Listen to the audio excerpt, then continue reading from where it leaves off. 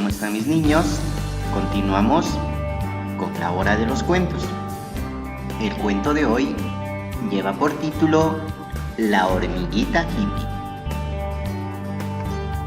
La hormiguita hippie no trabaja más y de mochilera la vieron pasar con el pelo largo y un lindo collar, y mascando chicle llegó a la ciudad.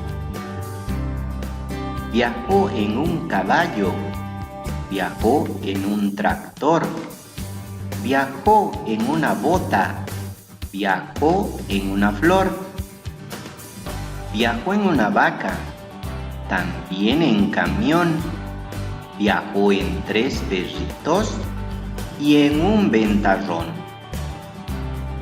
Un grillo, un mosquito, la cigarra y yo cantamos a coro lo que le pasó.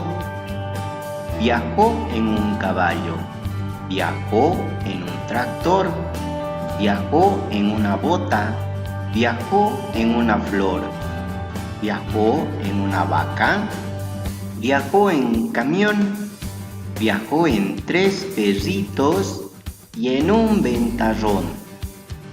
Colorín colorado, este cuento ha terminado.